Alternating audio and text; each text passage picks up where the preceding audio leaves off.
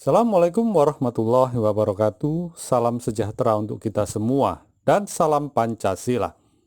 Para pemirsa sebangsa dan setanah air, setelah kita sampaikan gambaran sistem pemerintahan dan sistem ekonomi yang berdasarkan Pancasila, maka pada kesempatan kali ini kita akan mengulas bagaimana sistem hukum Pancasila.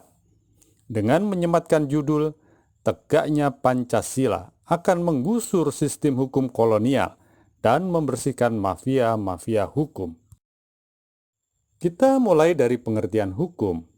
Menurut Kamus Besar Bahasa Indonesia, hukum adalah peraturan yang mengikat dan dikukuhkan oleh pemerintah atau penguasa. Menurut Kamus Oxford, hukum adalah sistem peraturan yang diakui oleh suatu negara sebagai pengatur tindakan anggotanya dan ditegakkan dengan pengenaan sanksi. Sedangkan menurut Kamus Cambridge, hukum adalah aturan yang dibuat pemerintah untuk mengatur cara perilaku masyarakat. Dari ketiga pengertian di atas, bisa kita rangkum menjadi definisi hukum adalah peraturan yang dibuat pemerintah untuk mengatur perilaku masyarakat dan bersifat mengikat, atau ada pengenaan sanksi bagi yang melanggar. Selanjutnya, bagaimana model klasifikasi hukum? Ada berbagai klasifikasi hukum. Kita ambil klasifikasi berdasarkan isinya. Jadi hukum menurut isinya terbagi menjadi dua.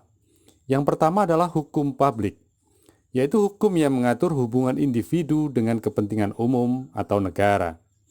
Contoh dari hukum publik ini adalah hukum tata negara dan hukum pidana. Yang kedua adalah hukum privat, yakni hukum yang mengatur hubungan antar individu. Contoh dari hukum privat ini adalah hukum perdata dan hukum dagang. Dalam penegakan hukum, tentunya ada petugas penegak hukum. Dalam sistem hukum saat ini, petugas penegak hukum antara lain adalah hakim, jaksa, polisi, advokat atau pengacara, dan petugas lembaga pemasyarakatan. Sedangkan untuk hierarki lembaga atau badan peradilan, mulai dari yang tertinggi adalah Mahkamah Agung. Di bawahnya ada Badan Peradilan Umum yang meliputi pengadilan tinggi, dan di bawahnya adalah pengadilan negeri. Selain Badan Peradilan Umum, ada juga Badan Peradilan Agama, Peradilan Militer, dan Badan Peradilan Tata Usaha Negara. Selanjutnya adalah sumber pasal-pasal hukum. Perlu diketahui bahwa hukum di Indonesia adalah warisan dari kolonial Belanda. Hukum yang dibuat oleh bangsa imperialis, kolonialis, dan kapitalis adalah hukum yang sangat sekuler, yakni menafikan peran Tuhan yang maha adil dan seimbang. Jadi wajar jika bangsa ini terjerumus dalam ketimpangan dan kerusakan keseimbangan yang parah dan tidak akan pernah mampu mewujudkan tatanan dan kondisi kehidupan yang adil, seimbang. Selanjutnya, bagaimana dengan realita kondisi hukum di negeri ini? Yang pertama adalah terlalu banyak kasus pelanggaran hukum. Hal ini mengindikasikan betapa kacaunya kehidupan di masyarakat akibat ketimpangan dan rusaknya keseimbangan sosial ekonomi. Kemudian realita bahwa hukum di negeri ini adalah produk negara kapitalis, sehingga tidak akan mampu menjadi benteng keseimbangan dan keadilan, dan lebih cenderung untuk melestarikan ketimpangan dan kerusakan berbagai sistem keseimbangan. Fakta selanjutnya adalah jabatan sebagai petugas penegak hukum lebih diposisikan sebagai modal dibanding amanah, yakni modal yang bisa mendatangkan banyak pendapatan. Hal inilah yang melahirkan semaraknya mental-mental mafia hukum. Fakta berikutnya adalah dengan semaraknya kasus pelanggaran hukum, hal ini banyak dimanfaatkan para oknum penegak hukum atau mafia-mafia hukum untuk mentransaksikan keputusan-keputusan hukum.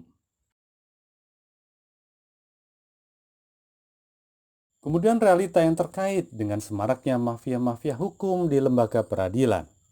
Maka bagi kaum yang berduit dan punya kuasa, tentunya akan lebih mudah mengakses hukum dibanding masyarakat kecil.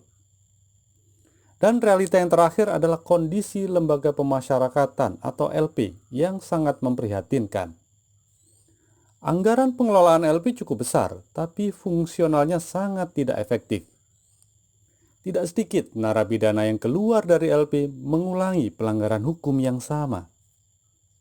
Banyak kasus-kasus suap untuk mendapatkan fasilitas istimewa di dalam LP.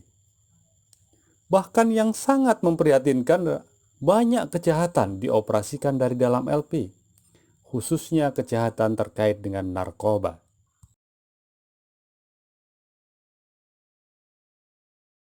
Kemudian bagaimana dengan sistem hukum yang berlandaskan Pancasila? Sila pertama Pancasila, ketuhanan yang Maha Esa, harus selalu dijadikan dasar pijakan.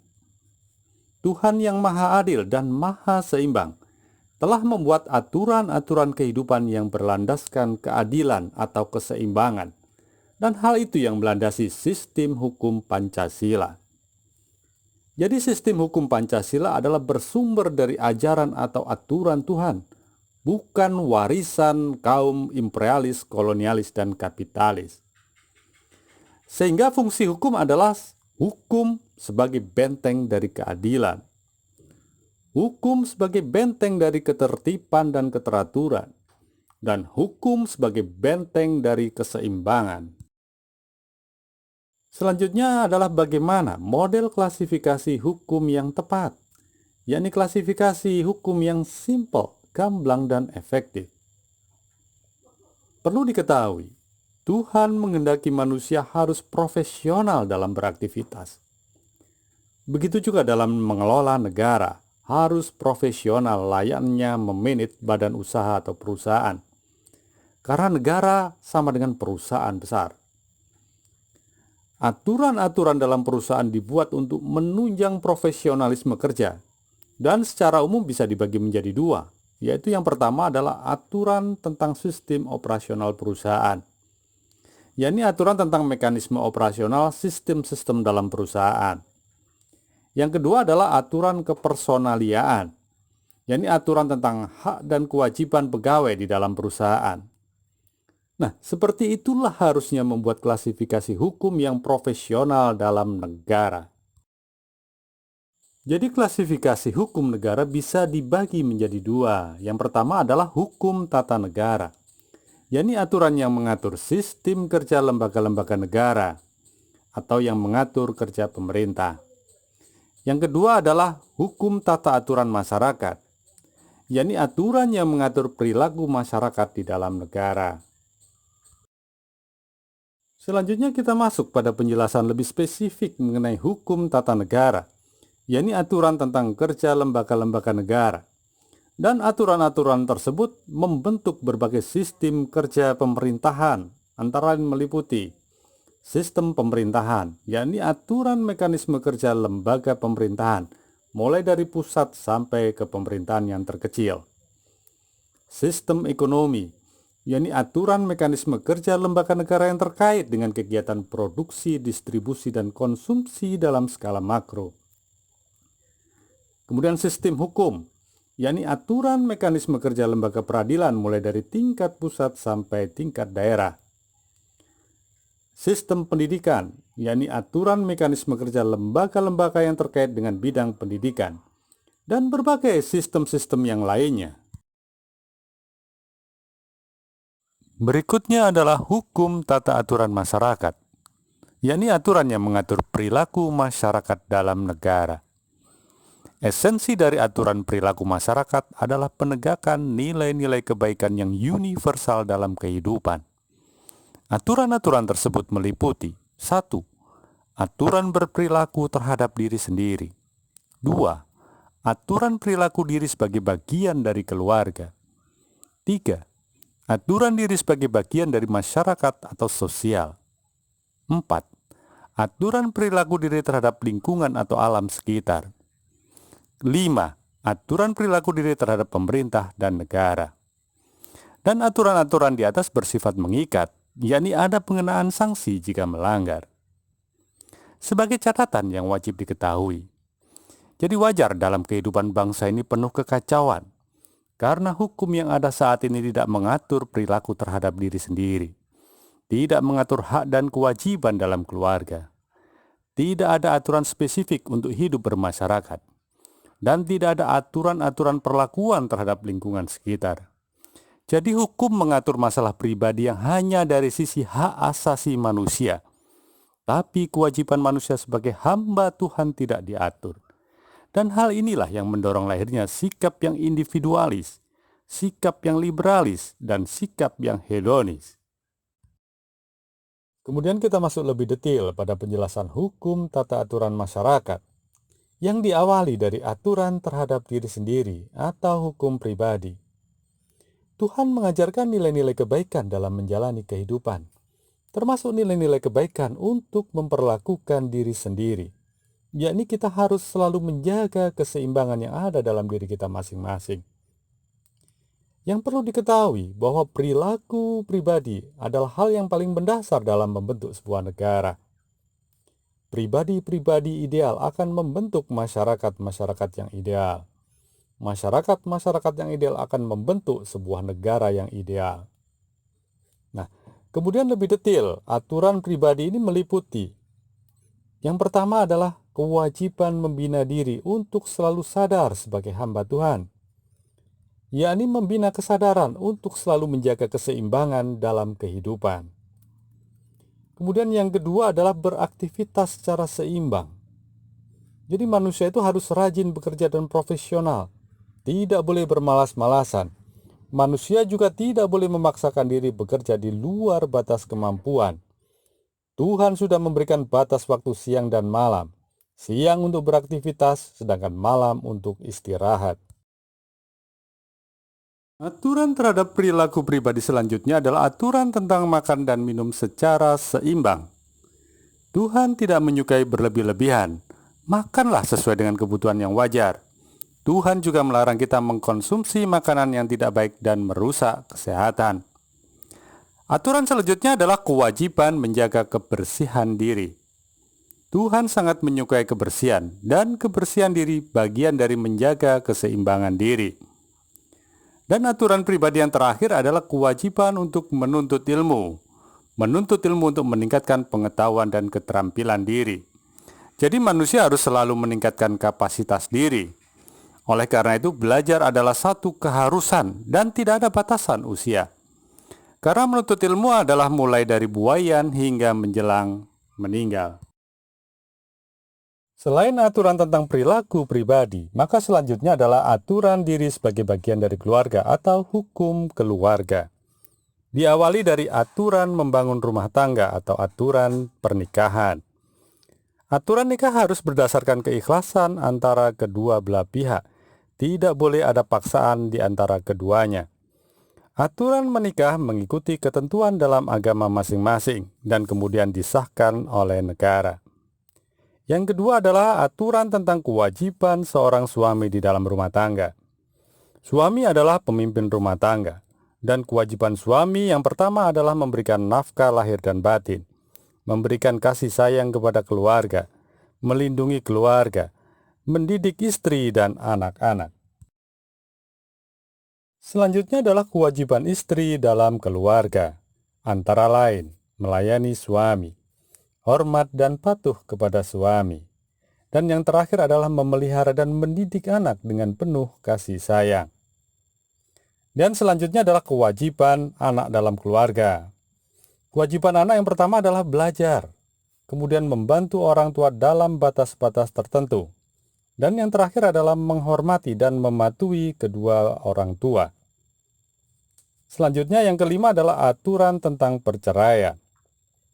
Ketika rumah tangga sudah tidak ada kecocokan antara suami dan istri, maka keputusan terakhir diperbolehkan melakukan perceraian. Meski hal tersebut sangat tidak dianjurkan. Aturan perceraian mengikuti ketentuan dalam agama masing-masing dan disahkan oleh negara. Dan aturan yang terakhir tentang keluarga atau hukum keluarga adalah aturan tentang pembagian waris. Prinsip utama dalam hukum waris adalah asas keadilan atau keseimbangan.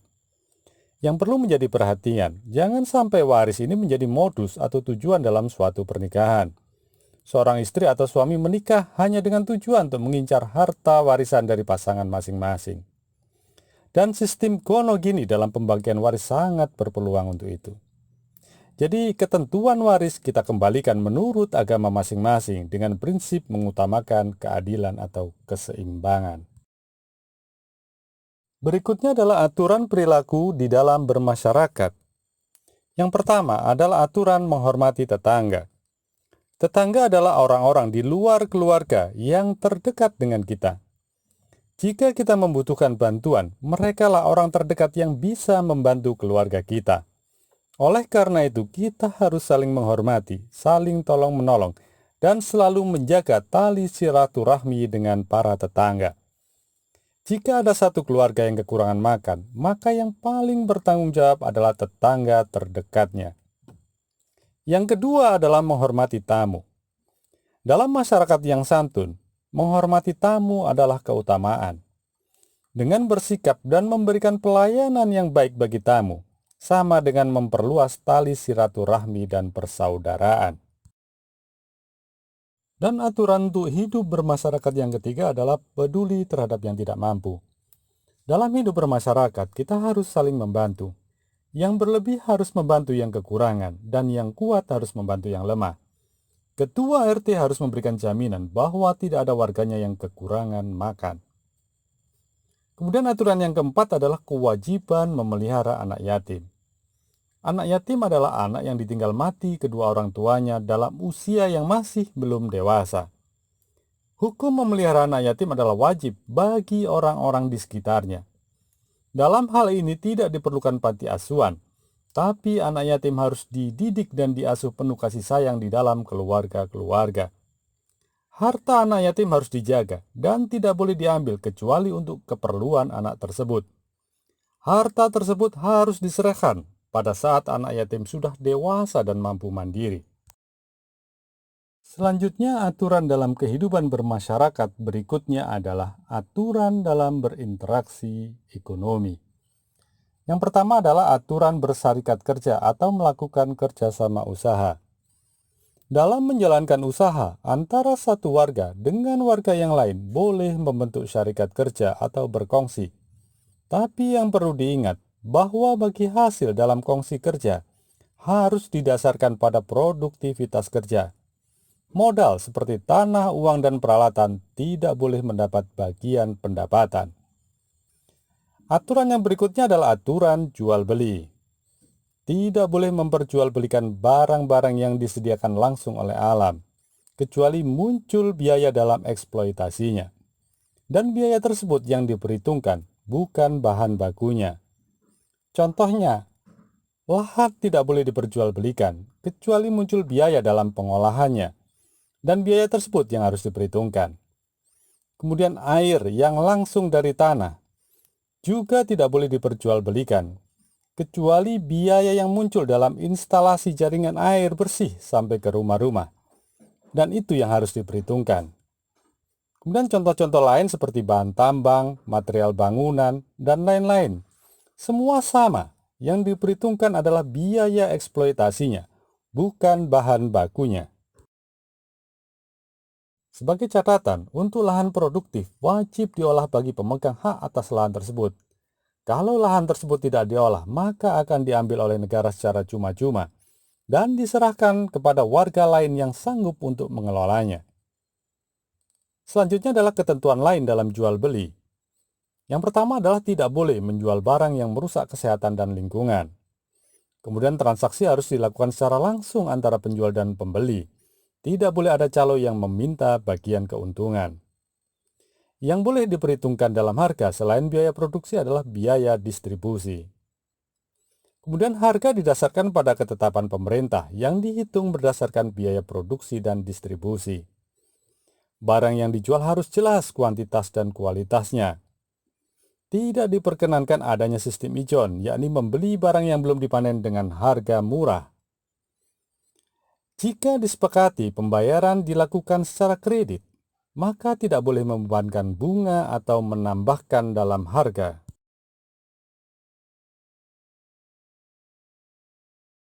Dan yang terakhir adalah aturan dalam meminjamkan uang atau barang. Sudah ditegaskan bahwa semua barang atau harta adalah milik Tuhan yang diamanahkan kepada manusia. Jadi dilarang mengambil untung atas harta atau modal yang kita pinjamkan, baik itu berupa uang, barang, ataupun lahan. Jadi demikian gambaran sistem hukum yang bisa saya sampaikan pada sesi kali ini. Selanjutnya, bagaimana dengan aturan perlakuan terhadap sumber daya alam? Bagaimana aturan sikap warga terhadap negara atau pemerintah? Bagaimana dengan pemberantasan mafia-mafia hukum? Bagaimana dengan sanksi-sanksi hukum yang efektif dan efisien? Dan masihkah diperlukan lembaga pemasyarakatan? Maka silahkan disimak terus pada pemaparan sesi selanjutnya. Sekian dan terima kasih.